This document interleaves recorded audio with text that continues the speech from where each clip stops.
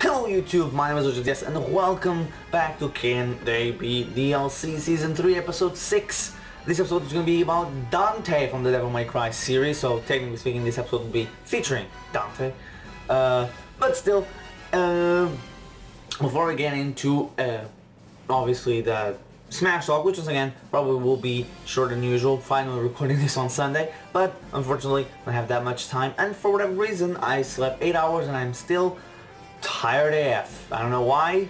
It's gonna be a fun day if I keep if it keeps going that way, if I'm still this way in like a couple of hours, but still let's move on and talk about the news first. So two kind of semi-big news, well one of them is a big news depending on how we look at it. First one is Pokemon Pokemon Shield had its unveiled Pokemon that will be exclusive to their games, which will be Galarian Ponyta, and most likely Galarian Rapidash, and there's been rumblings of an evolution coming to them, so I don't know about that.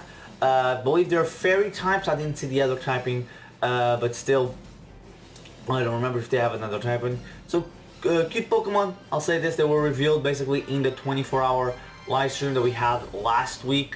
They were shown the first glimpse and now we have a full trailer, and then there's not really much to say about that. And then we do have the quote-unquote big news of the week, that is everything that's happening in Hong Kong and China, which has been going on for a while. Obviously it's very political and I'm not going to get into any of that or stuff like that. I just want to get into this a little bit about what happened with Activision and Blizzard, which has soured a lot of people's opinions on the character getting into Smash, from them being Tracer, being Crash, being anything.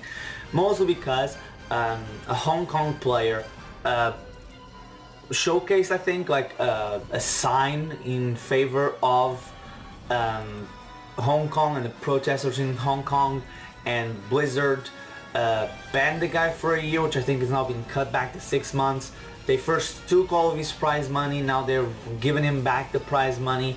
It's a weird situation, but this obviously soured a lot of people's opinions on Activision and Blizzard even more. They really don't have that much of a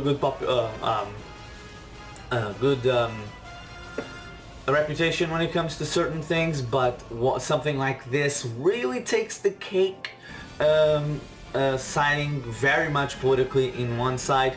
Not only that, later on, I believe it was American University did the exact same thing of having a sign in favor of Hong Kong, and they got no punishment whatsoever, and they themselves removed themselves from this season of Hearthstone. That's what I should say. It was a professional Hearthstone player, I forgot to say that. And they didn't get anything, nothing was done to them, so they're like, okay, fuck this, we're out. Screw you Activision, we don't like hypocrisy, and it was very clear why they were doing it. I believe Activision China said they will do anything to protect their country, something like that. It was weird. It's a mess. So with this coming into play, do I think it has any bearings on any character from Activision / Blizzard making it to Smash? For Fighters Pack 5, no. If DLC Round 2 is already completely pre-planned before this week, and it was when they announced it, and by the time they announced it they already had the idea of doing it for at the very least a month, they won't affect it, because the direct was early September.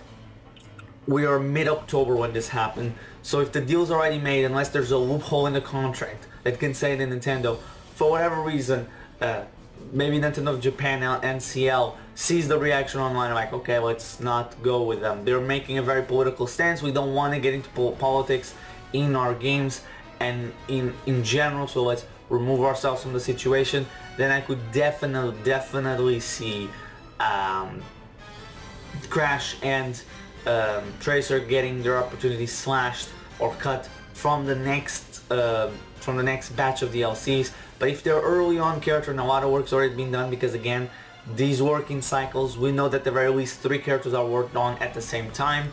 Joker, Hero, and Banjo were all worked on at the same time. As soon as Joker left the chopping block, or the maker's block,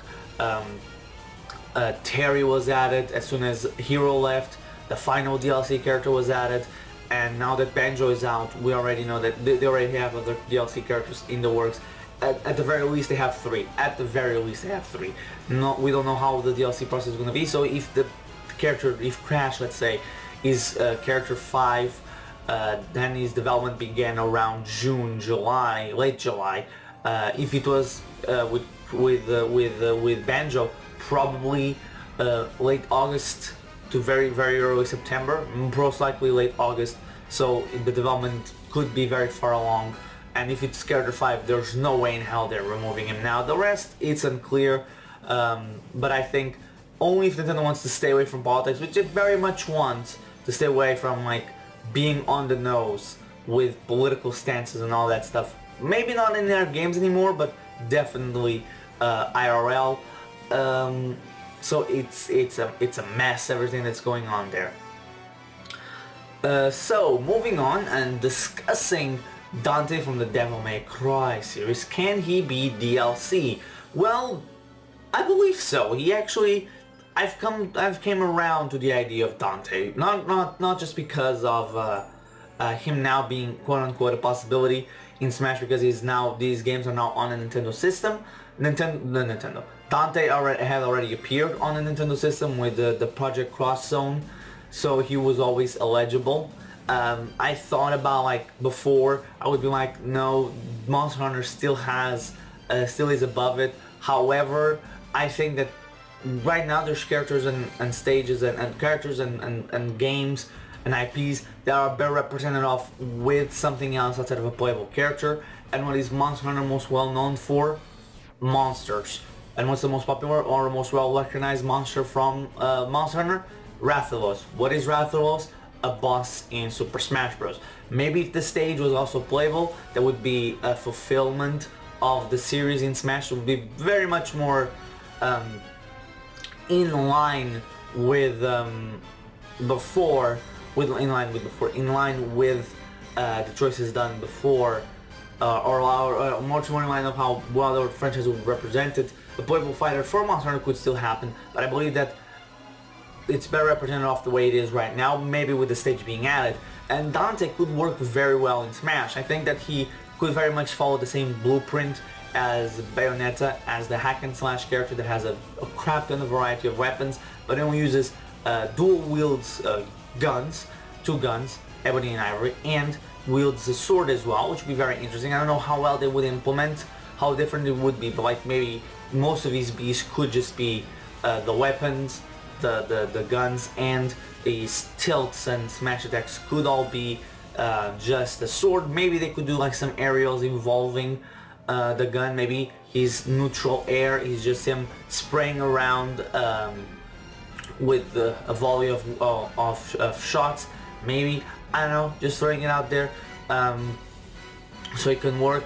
Stages, you can go from any of the games. Obviously, it's another one of those scenarios, like, you have so much to choose from that you can legit just go and pick up one.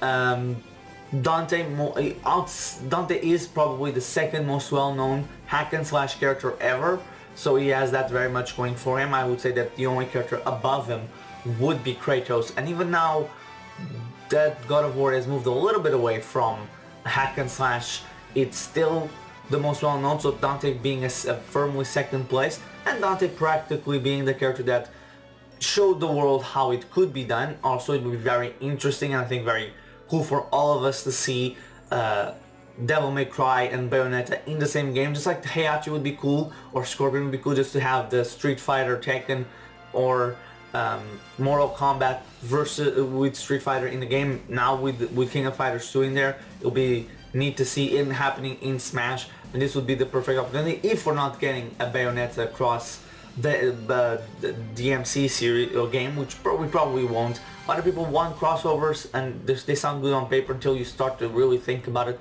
how it makes sense. Like Sonic and Mario, a 2D platform or a 3D platform, we all want it, but it doesn't really make sense when you start thinking about the gameplay styles of both of them outside of being platformers. They don't really match all too well. But what is the likelihood of Dante being character 5 and then showing up later on? As character 5, it's unclear. It's weird when it comes to Capcom, much like Resident Evil and Monster Hunter. Nintendo's relationship with them seemed to be weird. Capcom doesn't release any of the big games that would make sense on the Switch. We haven't seen a Monster Hunter on Switch. We haven't seen, heck, a Monster Hunter Monster Hunter 4 port. I was gonna say World, but I remember there might be some stuff in the backstage stuff going on that we don't fully know. Capcom seems to be very reluctant into supporting the Switch, despite the fact that the Switch is very fast closing in on the Xbox One worldwide sales. The Switch has already completely demolished the PlayStation 4 Japanese sales, and it has its eyesight targeted completely on the PS3 lifetime sales in Japan.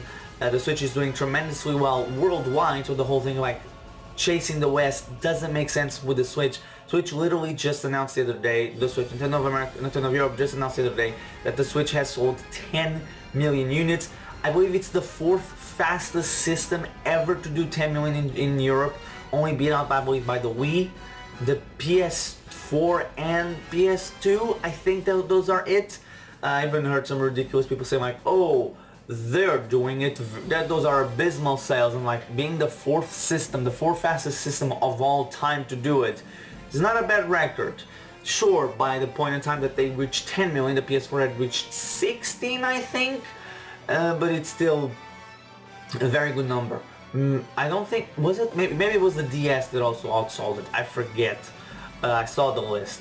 And Capcom's reluctance to support it makes it seem like maybe we would be getting it, but at the same time, from out of nowhere, Nintendo also no longer publishes their games in the West, especially in Europe. That's why we haven't seen, us Europeans have not seen a lot of Capcom games, or just Monster Hunter, just Mega Man 11 on store shelves, because it was Nintendo that did the distribution in Europe for those games, and Nintendo now step aside it's to the side. They don't do it no more. They left it. They left it out. It's not them. They don't really give much attention to the ports that are coming to the Switch from Capcom. Capcom also seems to be overpricing those games, and when it comes to Switch, I believe like the DMC 1 and 2 are like 20 bucks each, 20 euros each, which I think like the collection that came on for PS4 and Xbox One is around that same price, or like 30 or 40 or whatever, which is kind of BS if you ask us Europeans, or everyone in the world. Why did I say Europeans there? Maybe because I'm stupid. But then with all that I just said, it becomes a little unclear what their exact relationship is when you look at E3 2019 and you have that Resident Evil segment, which was weird, and no follow-up on that. Basically we had nothing outside of that. It's a weird scenario. So for Fighters Pack 5, very unlikely. I'm still on the train of, I think Doomslayer is the final pick for the roster for the Fighters Pack 1. Given, I think it has more to do with people that were around Nintendo and were supporting the Switch right from the beginning. Even if they were not releasing games early on, they were still making games for it, or like involved in development of games. So I think that's a positive for this company. Okay, and I cannot just get lucky in these videos anymore, so I had another interruption. I think it's like 3rd or 4th time in a row that happens. It was a video that happened a lot. Maybe I'm confusing that with all these. But anyway, today we're gonna go over the comments from the last video, which actually had comments, which is very nice to see. So first, Julie B. First of all, the rep should be Isabel Ivy Valentine. You need to change that thumbnail. Just saying, Valentine is a character that it's very interesting, in my opinion, because she would be. I don't think she would be in the game. Not because of her outfit. I think they could still tone her down a little bit like they did Bayo.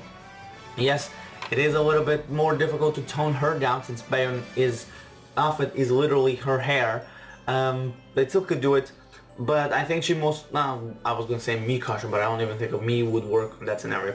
But Ivy would be a character that would be very interesting to me, because I remember a lot of people being against her inclusion. I've seen these exact same people that were against her inclusion for years. Even when people jokingly said that the actual representative for Soul Calibur should be Ivy, saying that no, she's a disgrace, she's too sexualized of a character, and all that stuff. And I'm not gonna discuss if she's too sexualized or not.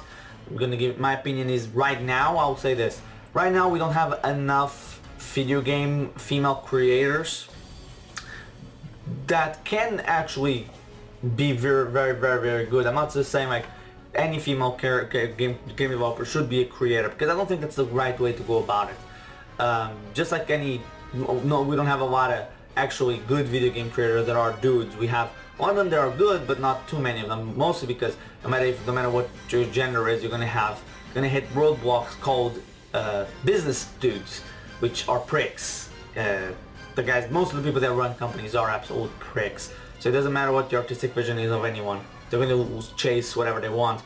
But what I was just saying is that we don't have enough female game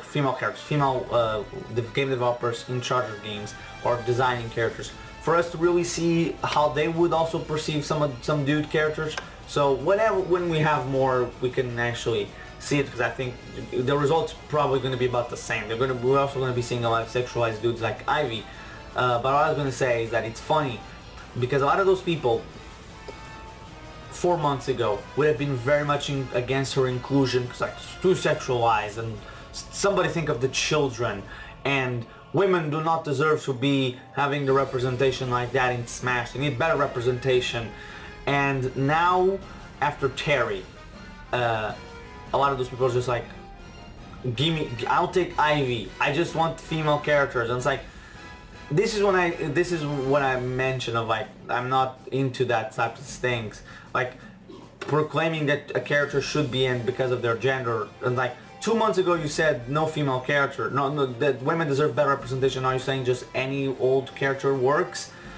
And it's much more of the scenario of like, it's because of Terry being the one that it was. I guarantee you that 90%, not 90, like 75% of the people right now complaining about it, about like the lack of female representation, would be fine with, they wouldn't say anything if the character 4 had been Sora or Gino or Doomslayer. They'll be like, oh cool, neat, and move on. There will be still people clamoring on for it, some people asking I think too much, but some people just genuinely wanting female characters, which should be the best way to go about it, and not like trying to force female characters. That's how you're gonna turn people against them. You know, it's like Waluigi. Before Smash Ultimate came out, I was all for Waluigi. The moment people started harassing Sakurai and stuff like that, that's the moment I turned myself off of, like, I turned myself against Waluigi. Same thing with the Pokemon National Dex. I'm like, on it. I don't think it's necessary. People are making a big deal out of almost nothing, and something I think should have happened long ago, just because of the sheer size of the numbers we're getting in Pokemon. Whether the animation is good or not is another discussion. But eventually it was gonna reach that. But then I'm like, I can be sympathetic to the cause of like wanting all the Pokemon. I can understand that. And then people start harassing the developers, falsely accusing Junichi Masuda, the producers, one of the producers, of rape, falsely accusing him of rape. It's like, okay, now you've crossed the line. Now you're that person. Now you're just making people not like you and not like your cause. There's a fine line, and I think as long as it's done respectively and all that stuff, a lot of people are going to be into it. As long as when you start pushing for it, is when it's going to get wrong. But with Ivy, I knew I forgot something about in the last video, and Ivy was probably that. I don't think she's going to be in. It would be funny, it would be hilarious if she was in. But I don't know. It'll be interesting, but I'm trying to imagine what they could do to retain Ivy the way she is, but tone her down enough that she could appear in Smash. Mostly because of like, she's an Namco character. Assuming Namco makes the next Smash game, she would most likely not be cut. I don't think like a lot of the characters will be cut. The characters I think will be cut probably will be some third parties. But like looking at this, like they will not cut Ivy for the next game because of you know, Namco making the games, be interesting to see what's the compromise they would reach, because like she would obviously raise the ratings of the game, which would be interesting, and I'm trying to figure out how they could do it. Like maybe just put a breastplate on her, I guess, and some, not pants, like shorts, but then that's not the character. Should be an interesting one actually, now that I think about it, just to see the overall theme. Now I actually want her to happen, not just to see how they would do it, as an interesting one. And then Terry, Servants and Sam, the name of the character you couldn't remember, the correct name is Siegfried. There was a Soul Calibur game on the Wii and on the GameCube. Oh, okay, so after the GameCube one. Okay, thank you. I was gonna say the GameCube, but then as I was saying, and on the GameCube, I remind myself. Oh no, that's what I said in the video. I didn't remember if there was anyone's afterwards. So thank you for that. I think the Soul Calibur character could get in either as a DLC or meet costume, but as of to who, I'm not sure. It could just about be anyone except maybe Ivy because of the way, because she dresses like a dominatrix, which now I want to see it just because to see how they would fix it. Like, okay, how can we make sure that in the next game, because this one doesn't matter because like the characters, the DLC characters as far as I know are not rated at all, so they could just rate, the next game would be the one where they would need the ratings board to approve Ivy, which would be interesting to see her redesign. How much would she be wearing a trench coat? And then in the final smash she removes the trench coat and hits people with her tits. What is my mind going to right now? Okay, let's... And final sentence. In regards to Dante, he could be a DLC fighter or Mikoshin. Yeah, that's also... Oh, Jesus. I had something I forgot to say. Mikoshin, he very well could be. Problem is, which Mikoshin he could be. He could technically speaking be both me gunner and me sword fighter, so maybe they would go with that, both versions. You could also, Dante and the Devil May Cry series has a lot of other characters to do costumes about. Another thing that would be depressing if they did would be that well, Smash would get the correct Dante, but what if the reboot Dante was a costume selection? That would be interesting to say the least, wouldn't it? And what else?